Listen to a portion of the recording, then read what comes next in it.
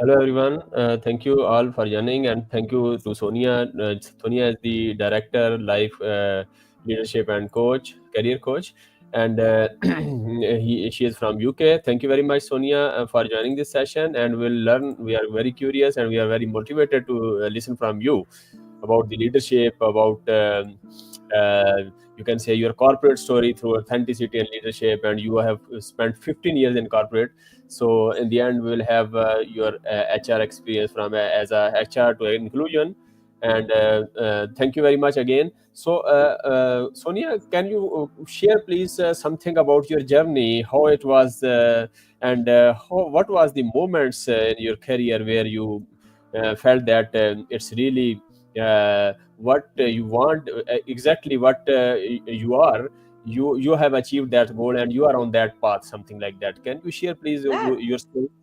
yeah, no, sure. And hello, everyone. Thank you for joining us today. I'm privileged that Habib reached out to me to do this podcast with you and share my story. So I'm based here in the UK, in the West Midlands, and I was born and brought up here. My parents are from South Asian heritage, from India, and they came in the 50s and 60s over and immigrated here into the UK. And I'm first emigrated here, and I grew up in a inner city suburbs, in a single parent family, and I always strive to want more in my life and my career. Being one of the first in my family to go to university. And I went to a local university. I did a generic business degree, as many of us, in the South Asian community always want to be doing. It's either medicine, law, or business, isn't it, from our parents and our heritage. So yeah, I absolutely loved learning about international business. I always wanted to strive for a corporate career. And that's where I was heading. Straight out of university, I was a recruitment consultant. I was hiring teachers, people that worked in HR, bankers, all these different type of people. So I got to understand what different career options were available to me, because I didn't want to stay in recruitment consultancy for too long. Human resources, personnel, different words are called it across the world, but looking after people and employees in organizations was where I felt my skills landed me. So I managed to do a part-time master's qualification in HR management at Aston University, which is one of the most prestigious universities here in the UK for business. And I think that really helped me, Habib, in your answer to really pivot my career, because I was headhunted then into an organization which many of you may or may not know is Accenture, which is a global corporate organization all over the world, that are specialize in IT consulting, in AI, in technology, and so much more. So that's where I was involved in a lot of the human resource elements, inclusion and diversity, and so much more. That's nice. That's nice. And Sonia, you mentioned about your consultancy and hiring teachers and bankers. What is the criteria so that the teachers or the bankers who are listening and who want to secure the job? What was the criteria of selection so that they can aware of that? Yeah. Yeah, no, definitely. So yeah, so I think that across all sectors, hiring managers are looking for, skills, talent, and experience, right? You've got to be able to do what the job description describes. But I think there is a difference in mindsets for different people that come from different backgrounds, heritage, even gender differences, right? As to who applies for what jobs and how much comfort they find in wanting to apply and aspiring to apply for that next level role. And my take on it is, as long as you fit, I would say at least 80% of what the job description holds, And those are the skills, talent, and experiences, what I said in the job description. And you can find those off on, the roles that you apply for. But also, I would reach out to people that work in the industry. Actually reach out on LinkedIn. It's a fantastic tool for you to explore other people's journeys. Where do people work? Have a look at the companies that you want to work for, and then have a look at the hiring managers there, and want to approach them, have a conversation. Would your skills and experiences suit that organization? Do your values and really lean into what they're looking for? So that's where I would sort of go into. I wouldn't really go into like the fact that as a person as a whole, hiring managers are looking for it's not a tick box exercise, fortunately, nowadays. We have AI and the automatic tracking systems, don't we? The bots behind the scenes that get the CVs read. But once you're in front of a human being at the interview stage, that's where what we're going to be touching on today, Habib, in sharing stories, is really where you're going to be the differentiator. And you mentioned about the skill, talent, and experience. Yeah. These are the three criteria to get hired. Someone who want to get all these three talents, skill, talent, experience, what do you think? How to get this, and how to diversify our portfolio with these three skills? Yeah, please. Yeah, so you're so right. And there's so many different ways that you can do that. And like I said, I would firstly, in terms of skills, you're always learning, or should be. You shouldn't be standing still, right? And I know you're obviously a doctor, Habib, right? You're very well, involved in the education sector. And there's a lot of people obviously on this podcast listening in who are very well educated. But I think with that piece, you need the experience as well with the education to stand out. And how can you get that? You can do that by doing pro bono work, which is free work, volunteering, right, for organisations, and thinking outside the box, not going to your normal organisations. Perhaps, I'm a parent governor at my child's school, right? I'm sitting on a board full of different people, from religious backgrounds, from all sorts of different diversity factors that I wouldn't normally socialize with. And I've learned so much. So even having that on your resume has added, a value, an impact, which a hiring manager would see straight away, and be able to see like, okay, Sonia is a parent governor as well as a trustee at a board. And that could be at a voluntary organisation. It could be something that you do as part of your cultural background, or anything. So I think really get out, think outside your box for extracurricular activities that you could do to enhance your resume, because education, skills, experience, talent, they're all needed. But what helps you differentiate yourself is what you're adding on top of that. So yeah, I hope that helps. Very nice, very nice. And you mentioned about your journey and your career. What kind of main points which we can learn from your journey, and those who want to follow your journey, and your passion and your profession. So how Yeah. you will teach them what they should start with, and what kind of things, please? Yeah, no. So yeah, my journey, like I said, was 15 years working in corporate, which is, when I tell my family and friends, and I celebrate the successes because now I've left the organisation. It's a very long time. You can become institutionalized into the culture of the organisation, and I think nowadays the average career is lasting 5 years. So I've managed to do three of those 3 careers, essentially, what one average person does in that one organisation. But I haven't been stagnant, right? I've actually done 3 different roles actually within that. So I worked for 10 years as a generalist HR employee.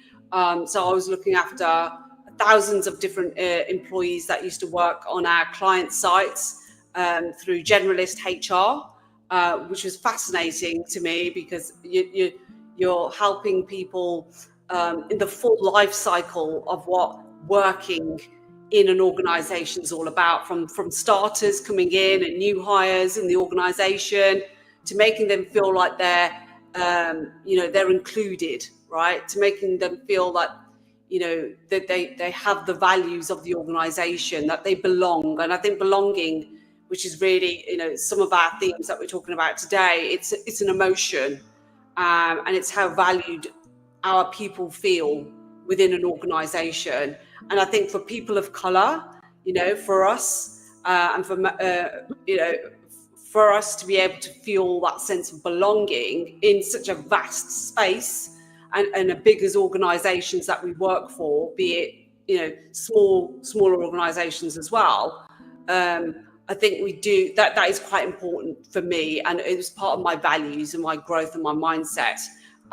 So I then moved on to creating a better culture within the organization, and that was post-pandemic. So post-COVID, obviously we were all working from home. It was a really difficult space for us all. I don't know if you remember, right? We had many dissatisfied people, disengaged people, and I think there are a few studies. The global trends at the time was quiet quitting and the Great Resignation. If people want to see that, feel free to Google those sort of trends that were happening. And I think they still, unfortunately, are happening, where people are disengaged, they're highly demotivated within their organizations. And what can we do as HR professionals, as hiring managers, as managers generally, and as people, is to raise awareness of the fact that, well-being is so important, right? The fact that we're at burnout in some parts of the organization, within all organizations, we're asking a lot of our people. And I think what we need to do is to sort of lean back into, what are we asking our people to do, and do people have that work-life balance that we all talk about? And I think at the moment we're not. So yeah, going back to your sort of question, Habib, is like, I really do feel like global well-being, belonging and productivity is correlated. You can't have one without the other. You need an engaged workforce. And I think, the privilege that I've had in my role is to create that culture, of belonging. And one of my greatest achievements was designing and activating a transformative movement, which we called As We Are, which was across the world globally, but more so in India, in the South Asian countries. We really did touch so many lives through people celebrating their authentic selves at work. And that was through them celebrating who they are, their authentic selves, right?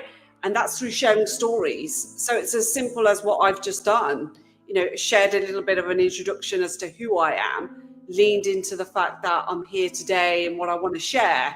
But again, your story could be just one or two snippets, of your life. You don't have to overshare sometimes. I think what we need to do is really enable our people to share their whole selves with their colleagues, because as people open up and share their stories, we'll then notice that we've got things in common with each other. And I think once we've found commonality in human existence, we create human connection. And what better way to get to know each other a little bit more post-pandemic? We're all working hybrid, a bit of both, going into the office or working like we are here today, virtually. We'll get to know each other more. What professional successes have we had in our careers? What setbacks? Learn from each other. Going back to your original question, how can we, get to know what different roles are out there? Speak to people, ask the deep questions. And in that sense, you'll get to know that person a little bit more and build those human connections. I feel is really important today. Very nice. That's very nice. And You mentioned about during the COVID also dissatisfied, disengaged peoples for Yeah. something like that. So and to be well-being, to avoid burnout in organization, and how you impact, for example, to the directly to the organization to do this work-life balance, and how the audience and the other peoples who want to do the same, how they can do like that. Yeah, no, yeah, definitely. So work-life balance is a difficult one, right? And as a life coach, I sometimes, ask my clients really those clarity questions as to what do they are, what do they want, what do they need, to set realistic goals for them. And I do that by developing actionable insights and plans to overcome any challenges that they face in their lives, to ultimately achieve that work-life balance that we all sort of crave. And there's no sort of golden ticket, unfortunately, Habib, right, that I can give to everyone here. But in terms of my personal experience, I have young children, I have a busy career, and I'm married as well. So, and there's different, familial sort of, things that we all need to do with our families and extended families and friends. But we're all not going to have time to fill the glasses of all of those different, areas of our lives. We're going to sometimes have to overpour, as I like to say, is that there's a metaphor, isn't there? If you've got a jug of water, and there's all those different pots, so family, friends, career, there are sometimes going to be the fact that you're going to have to overpour in one of those. And I think I managed to sort of have a career somehow, phenomenally, as well as having children at the time, because the organisation was phenomenal in terms of their family-friendly policies. Now, I was very privileged to work in an organisation like that, and I know many people aren't, and they will have to make sacrifices in their lives to say, okay, I need to be a mother right now, right? And what does that look like for me? But people shouldn't shy away from that. These difficult life decisions happen. And working with a life coach, working with any type of coach, I think would be, the starting position, perhaps, if you're struggling and you're not finding time to achieve your goals, and what they look like. But as my kids have grown up and are growing up to be teenagers, I'm finding the time now that I can pour into my career right now. So I've left the corporate world, and now I'm leaning into becoming I am actually a life leadership and career coach. So what does that look like? Well, I've opened my own business, so that in itself is entrepreneurship, right? And I'm leaning into, taking a risk. I've got 15 years of corporate experience. I could have easily gone into another career in a corporate organization, but I decided, no, I don't want to do that. I want to utilize my knowledge that I've curated over those years to help people and ensure that they seek clarity in their lives and give back. That's my passion, is to give back to my community and my in service to people. So yeah, I don't know if that answers the question, but it gives you an Yeah, yeah, insight where. that's very nice. That's very nice. Pay back to the society. That's really interesting and motivation behind this. And you mentioned about the realistic goals. You have to set the realistic goals. How to set up those realistic goals? Any tips you want to share, please? Yeah, no, definitely. So yeah, as a life coach, like I said before, what I do is I help my clients achieve those goals. And sometimes we use SMART goals, which I don't know if many of you would have heard those. If you haven't, it's specific, measurable, agreed, realistic, and time-bound goals that you can set within any aspect of your life. There's also an exercise you can do, which is called the Wheel of Life exercise, and I would really recommend it. It's a fantastic tool where you can assess yourself, how you are on a scale, and it's normally 1 to 10, I think, where you think, you could improve on. What areas do you think? Is it career? Is it you're single right now and you wish to find a spouse?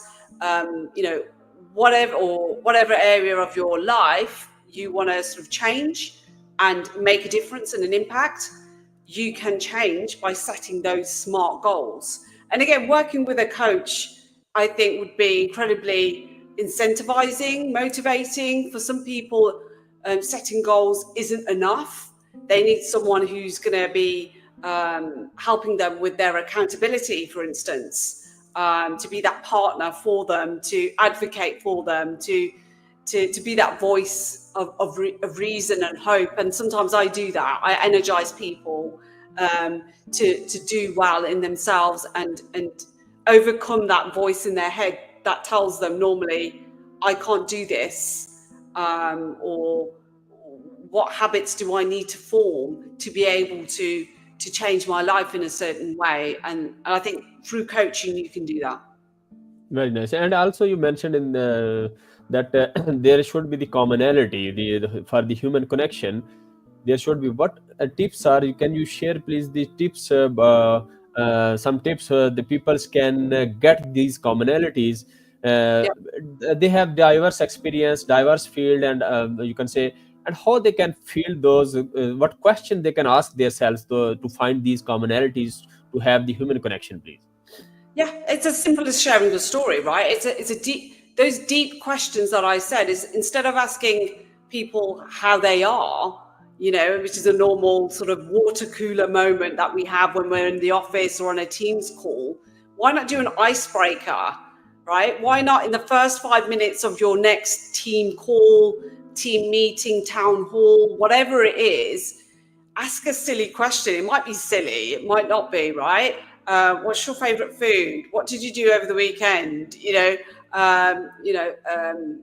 Find an object in your house that's dear to you. What it means a lot, and explain it in 5 minutes. These sort of icebreakers and challenges really do, funny as they seem, create that humor. They break the ice quite literally in meetings, and I've found they bring a sense of camaraderie, humor, insight, and you're all different levels of leaders and people come together. Once you've shared a commonality, it could even be a failure or a setback that you've had in the day. You've just spilt your drink, or something's happened to you in that day, which is going to make people laugh. And I think that breaks the ice sometimes to build that human connection, which I feel is missing, because what we tend to do is just go straight into the meetings that we have, not build the connections. And even I think the first step, actually, Habib, is to put your camera on. Many of us don't do that. They work with people globally or even locally, and they don't even know what they look like, and they're afraid. And I feel, make the effort to get to know that person behind that name, that email that you're sending, share your video, and then ask them in the nicest sort of way. The funny thing is, I don't even know what you look like. I've been working with you for 5-10 years or whatever it is. I think it'd be a great opportunity for us to get to know each other a little bit more, and just lean into that. And I think that's the first step for even some people, really, to take those baby steps. That's nice. That's very nice. And you also mentioned about you are playing the role of leadership and career coach.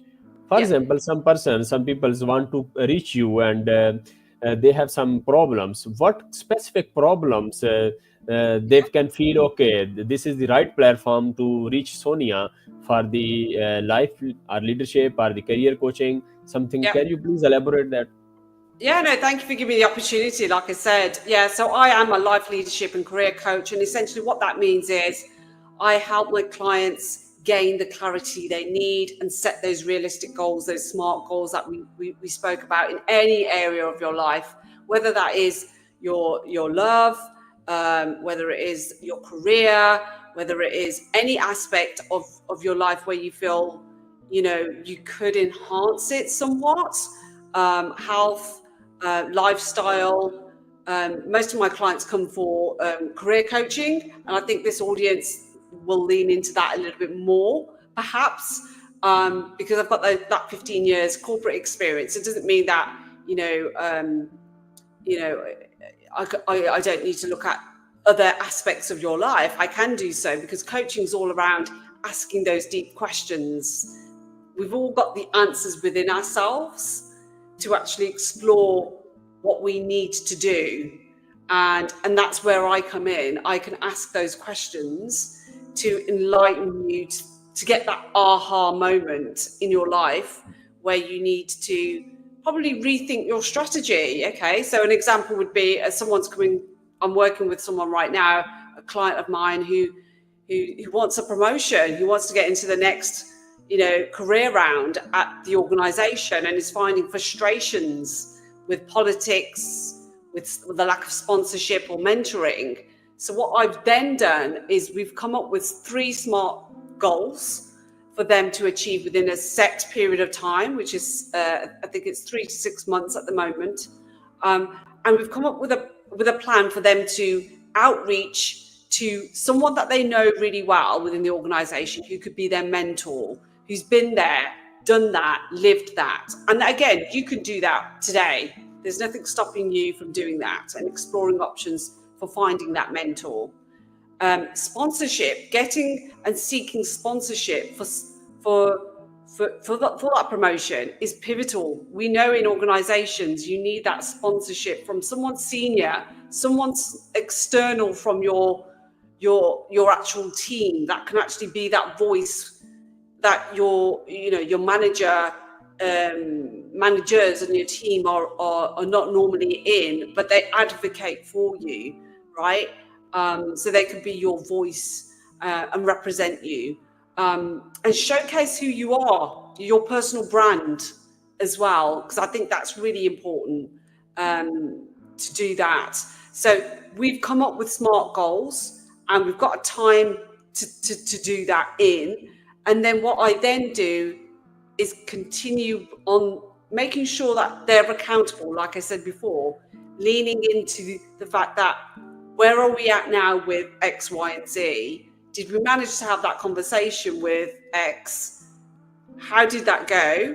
Asking those questions, and then rediscovering what else we could do to change it up, because it's not linear, as many of our careers used to be back in the day, where we would go up and climb the ladder. It's not like that anymore. It's a portfolio of careers right now, where people are doing side hustles.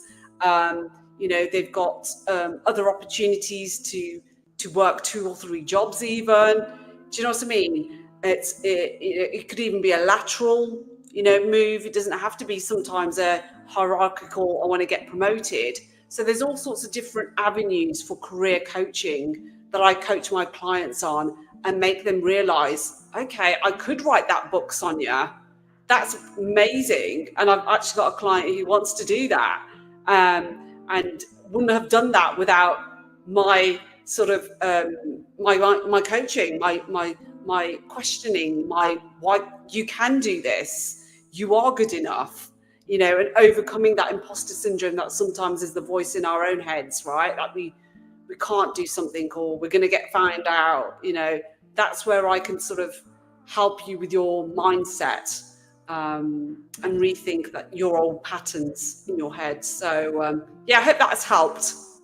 Very nice, very nice. And Sonia, for example, you mentioned about the promotion. It is not the ladder; it is something portfolio, and even it is interesting that to get the multiple job roles.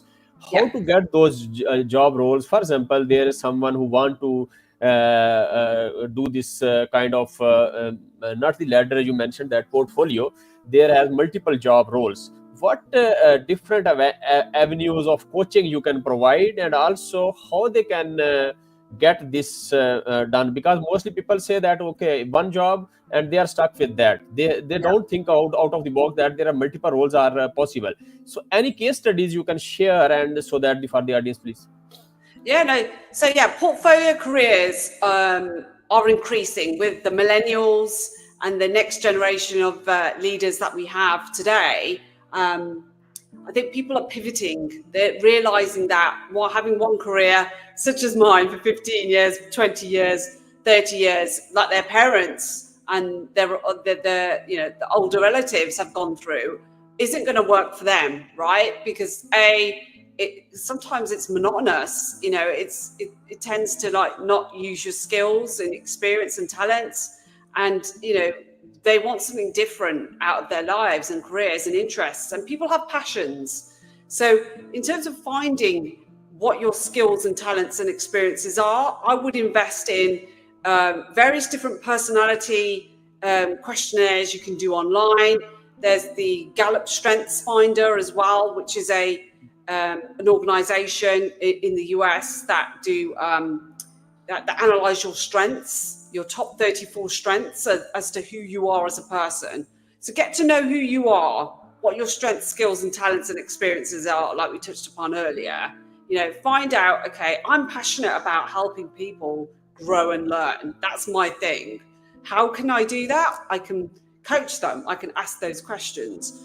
So in terms of finding where you're at and wanting to learn more about how do I go about an additional role, for instance, you need to have firstly an understanding as to your current role. Where are you at? Do you actually enjoy what you're doing? Firstly, is the big thing, right? Is it just a job because it's a job and it's paying the bills right now? Okay.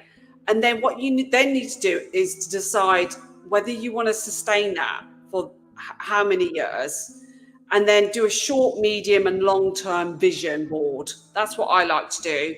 And break it down. Where do you see yourself in 1 to 2 years, 5 years, 5 to 10 years, which is long-term. And then sort of journal and write down using the Gallup Strengths, and thank you for sharing that, where your passions lie. Do you want to be a writer? Do you want to be a vlogger? Do you want to be an influencer? What is it that you want to be? What is your dream role? What is the vision for you long term? And then how can you break that down into those smart goals that we spoke about? What are the sort of baby steps you could take today? Why wait? That's what hopefully I'm living that and breathing that, and you can see that. I'm here today. This is out of my comfort zone right now. I've never done a podcast before, but I said, why not lean into that? This is going to help and support so many people, and I hope it will. So breaking down those sort of areas into those three sort of planning stages is going to help you realize, okay, I'm going to need to retrain to write a book. I'm going to perhaps need to do a course on how to blog or how to write an article, or I'm going to have to learn how to use ChatGPT to do X, Y, and Z. Whatever it is, whatever skill you need to add on, and then you try and utilize it in your everyday, in your work. Bring it to your organization. That's the best way. You learn more through learning the content, but actually then putting it into practice. That's the psychology and that's the science behind learning, is the art of doing, and doing it well and repeating that behavior. And that's how habits are formed. And that's how we sort of, change our lives in as simple terms as that, to where we're at now, to where we want to be in the future. And I've kind of done that with my sort of career right now, and now becoming a life leadership coach. So yeah. Very nice. Very nice. Sonia, one thing, for example, you mentioned about the 3 planning stages. For example, someone, let's say, have a case study to explain these things. Someone want to write the book, or they want to prepare the Udemy course or something course on Kindle, Amazon Kindle, something like that. No, he is just planning how to apply these 3 kind of stages. How can you guide step by step that so that the audience can understand well that, okay, these are the stages, and it can be applied to any profession as well? Yeah, so again, it could be applied for anything, right? Not just your career. So, in your particular example, if they wanted to explore writing a book, for instance, or lean into increasing their profile on LinkedIn, or I think different ways of doing that is exploring how others have done it in the past, right? Exploring how, look up to people like leaders that you want to emulate, as it were, as well. Those in your organization, those that have, the experience that you want to have and gained, and then check in with them. Have a conversation. They're more than happy, to be asked about their careers. Most people like to talk about themselves, right? Funnily enough. So I'll be surprised if you found someone refuse you, right? But what I would definitely advocate is leaning into getting to know how other people's stories, what have they learned, what are their successes, what are their setbacks that they've had, in writing that book, and how did they overcome those challenges? They're not failures. I like to see failure as the first attempt in learning. That's my FAIL acronym. I love that, because I don't see anything as a failure. It should be an experiment, right? And that's how you should treat your life, as an experiment, and certain aspects, obviously, are not all aspects of your life, but you should test and trial things out. If it doesn't work, what's the worst that can happen, right? And then work your way backwards from that. I'm of a growth mindset where I always feel that you should try something. If it doesn't work, why didn't it work? Seek that feedback. What did you do well? What could you have done better? And then what could you do next, right? So those are the type of frameworks that I live and breathe my life by. It might not work for everyone. We do have naturally very pessimistic and very optimistic people, and there's a spectrum. We expect that. That's the whole human race, right? And we're all very different. We have different outlooks on life, glass half full, half empty outlooks. We get that, but I think there's a spectrum of that, and it's realizing where you fit in, and thinking outside the box. So if you don't want to grow and learn and develop, then you've got to realize that, unfortunately, things, they're not going to get any better if you don't make change. Change is good for you. It's transformative. And some people don't see it that way and struggle with that. So I would definitely go through those stages, those 3 stages, 1 to 2 years, 5 years, 5 to 10 years plus. What is their vision of their life? Where do they see themselves? What would be the dream? And then work themselves into those baby steps. But I think some people need help, right? They need that coach. They need that voice. And that's where people like myself can help people. So again, if you're interested in learning more about my methodology and my ethos, happy to serve and happy to help. And check out my website, which I know you're going to sort of refer to, Habib, towards the end anyway, aren't you? Yeah, very nice, very nice. And I will show that how Sonia is serving, and I will share the LinkedIn and also Sonia's website. You can see here that Sonia, before asking another question, but let me share the screen of Sonia. You can contact on LinkedIn. Sonia is working here, and you can have the services. You can career development coaching, even life event, executive coaching, diversity, inclusion, any kind of thing you want.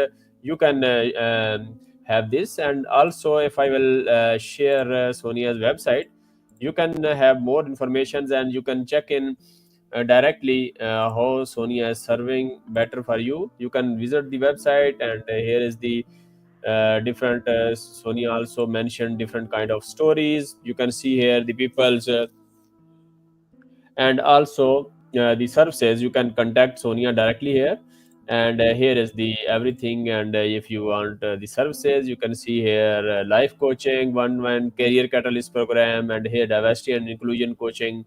Sonia, one thing, just step by step for the life coaching, any kind of coaching is available here, and it is 30-minute session. And career catalyst program, this is for the career advancement. And also diversity. What is this one? Diversity and inclusion, just for the audience, it's curiosity. What is that? And how to inclusion, especially to be inclusion quotient, and what is that? Yeah, so no, thank you for asking. So I also work with organisations, be that small, medium-sized firms to multinational organisations. So I've got the inclusion and diversity experience, having worked at Accenture in that role for over 4 years.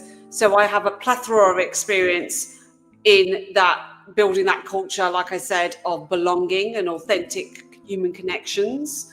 And that's where that movement took place, where hundreds of thousands of people across the organisation shared their stories, and they did that through sharing videos that they would upload onto a portal. They would post on social media. They would submit artwork. They would do all sorts of good, amazing stuff. So essentially, yeah, my role was around about driving those successful sort of DE&I, we call it diversity, equity, and inclusive programs, which really relied on commitment from the organisation and impacted so many people's lives across the world.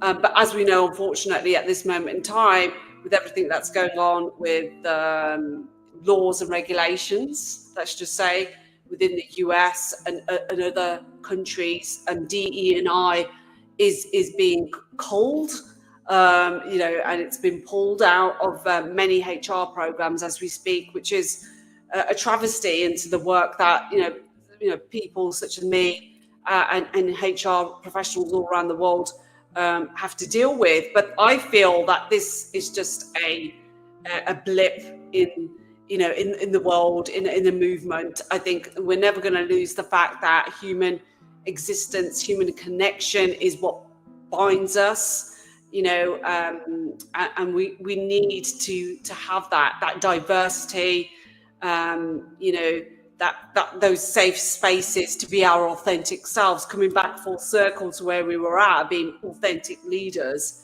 Because I think we need to understand that authenticity is what brings us and makes us who we are, right? It's letting go of who we think we're supposed to be and embracing who we are as real people. And I think we've lost a bit of that in our organizations that we work with. So I would just really lean into who you are as a person, is your personal brand in organizations. And ensure you have a sense of who you are, what are your values, how you like to be worked, and really to bring your authentic self to work. That's my message, I feel, more than anything, and share your stories. Those are the two ways of building that inclusive, and empowering space that we need in our workforces today. Yeah, that's nice. And also, I shared the LinkedIn profile of Sonia here on the screen, and her website as well. So you can have the session. You can contact and on the website, and you can have the session here.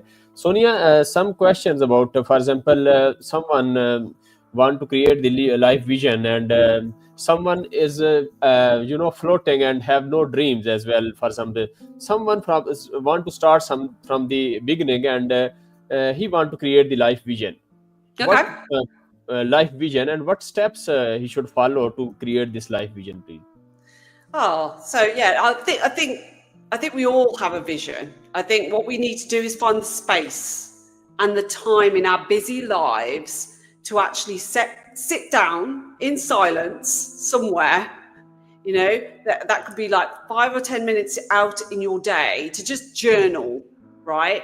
And find a notepad or pen, or if it's on your iPad or wherever it's at, is to really be in yourself and meditate. Find that time with yourself, which is really difficult for some people, I know. And that, again, you need the help of someone, whether that be a mentor, sponsor, someone that you work with, a dear friend, family member even, to really ask those deep questions of yourself first, but then ask other people, what are your strengths? What are your passions? And then people will actually tell you. And I think that the easiest way of doing that is find those 5 people, say, in your community, ask them the question, what do you feel I'm good at? You'll be amazed to hear, you're a great friend, you're a great listener, you really provide me with great advice. These things all add up to be your attributes that you probably don't see in yourself, right? Someone, always used to tell me that I was a great communicator, a great connector of people. I didn't see that, but I do see it now, right? Because I've got the skills to really lean into those pieces. And sometimes you need to be told from others what you're great at, because you can't see it yourself. And again, going back to finding those personality, surveys, quizzes, you could do the Gallup Strengths Finder, all those little pieces, those tools out there that will find who you are as a person. But again, I think it's really comes down to you. You've got the answers inside of you. You'll be surprised to get to know what you want to do, what your passion is. We do have a passion. You've just got to find it. You've got to do the self-work to start writing and journaling and getting down that list of what are my passions, what are my interests, again, what are my skills, what are my experiences in life, where do I see myself, what's that vision look like? And sometimes it's people know straight away, and it's a path that they need to go on, right? It's like that gentleman I'm working with, that he wants to get promoted. For other people, I want to write a book, I want to, start writing a blog, or I want a change in my career right now completely. I want to do a side hustle, which is my passion. Whatever it could be, we can then work backwards and see how we can do those SMART goals, set that vision to achieve that, and overcome obstacles, because we're going to face those. And I can sense from the person that, asked that question, they're putting an obstacle in their way. I don't have a vision, I don't have a path, Sonia. You do. You just don't know it. You need to do the self-work to find that. And I'd love to get in touch with that person and support them and help them in any way. So please feel free to reach out. Very nice, very nice. And Sonia, about the profession and passions, mostly people have different profession and passion. How is there any strategies to merge that and to work separately on these two? So yeah, if you've got different passion to what you're doing now currently, then that's fine as well, right? You're a podcast host as well, Habib. I was going to reach out to you. You do this fantastic, I don't know if it's a side hustle, hobby, whatever it is, right? It's amazing what you're doing. You're bringing people together. That's a skill in itself, right?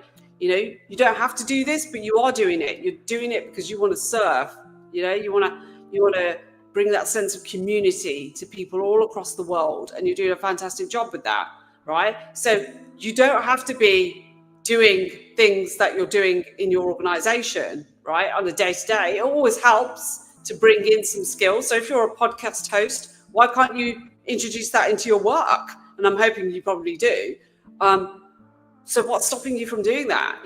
So for me, events and managing events is a big thing for me as well. I'm actually hosting an event locally here in the UK. I loved doing that when I was in my corporate role.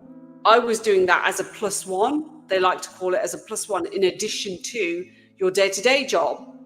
But that was secretly what I actually loved doing more than my day-to-day work, And I was actually quite good at being a workshop host or an event host.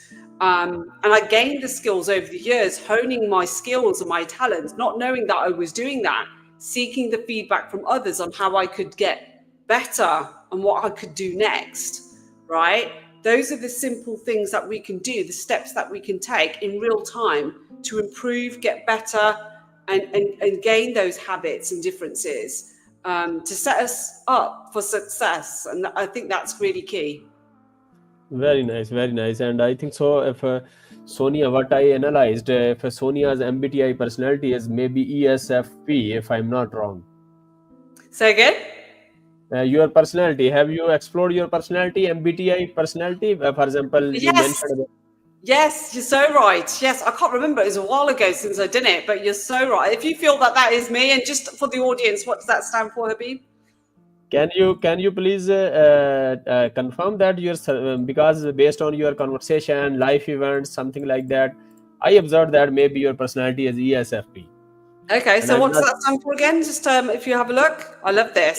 It's the strengths are maybe you are very bold and you are original, positive Okay. and enthusiastic, and Yep. hands-on and observant and excellent people skills. This is the main thing. Oh, bless you. If you feel that, that's beautiful. Yeah, and I hope people And do. some areas maybe to improve, for example, you are maybe very Yeah. sensitive and you avoid conflict, and you may Right. be easily bored, and maybe long term planning, maybe yeah, you already have the coach for the long term. Definitely you already overcome these kind of things, and Yep. maybe focusing on one thing, maybe You're to so right. better I this am a thing. multitasker. So yeah, well observed. I love that. We hardly know each other, but I feel we've connected and Very built those nice, very nice. human Because connections. when you Yeah. mentioned about the life events, so I explored that Sonia something like that. Where Sonia is very nice, and just a couple of questions before ending the session. What's one story from your life, if you will share, could empower someone else at work? Yeah. Oh, amazing question. Empowering stories. There's so many, right? But I definitely feel that being in 15 years in corporate, which is where this podcast is all about, and what the lessons I've learned through that career have been phenomenal, right? People skills. You mentioned it before. Um, Advocating for your voice, bringing your true authentic self, especially if you're a person of color or difference in a community. It's difficult, right, for us to bring our true selves to work. I get it. I've been there. I've been that person sitting in a boardroom full of very clever people and thinking, should I be here? That imposter syndrome that sometimes we do feel in any type of organization, school, or whatever it is, institution. Um, but what I do really feel is once you share your story and you be true and authentic to yourself and don't hide whoever you are, people love that. People will buy into that. They would want to ask you your opinion, and they did.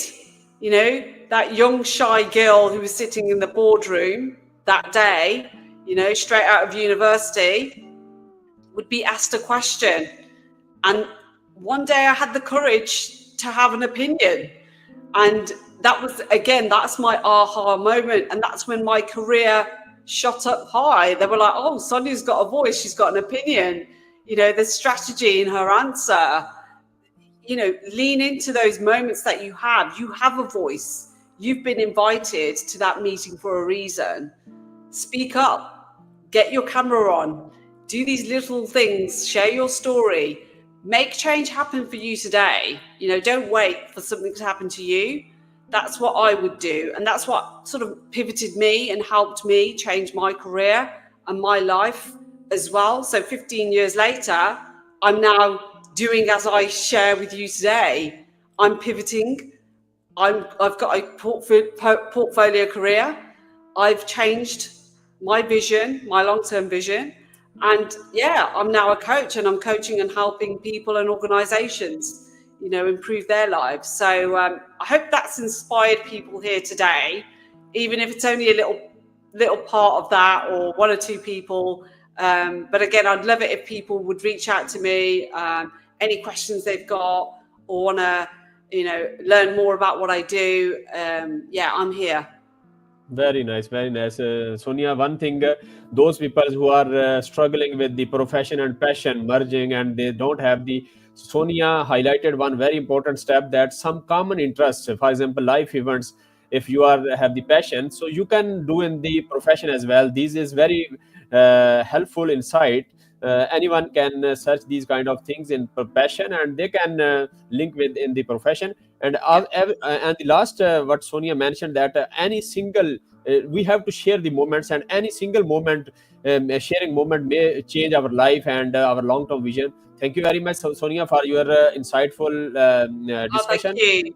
And the last something before ending the session, something you want to share, something you want to comment, something you have the thoughts to share to the audience, please. Yeah, no, definitely. I've got a famous quote that I like to end on, and it's all about the symbol that I use for my business, which is the lotus flower. Now, that is synonymous in a lot of our, South Asian, communities and religions and philosophies. I get it. But just like the lotus, we too have the ability to rise from the mud, bloom out of the darkness, and radiate into the world. That's what I want to share and leave you all here today with, is my symbol for anything that you're going through right now. It won't last. It's not forever. And we all have the ability to rise above it. So please, share that amongst yourselves. And I've got it as a Post-it note on my laptop that I read to myself sometimes each and every day. So thank you once again, Very nice, everyone. very nice. And Habib for putting this together and inviting me today. It's been Thank you very amazing. much. Thank you, Sonia. Thank you for joining this, and thank you for your time and insightful discussion. Really, thanks. Oh, thank you so Have a much. nice Take time. care, Have a nice time. everyone. Take care. Bye. Bye bye.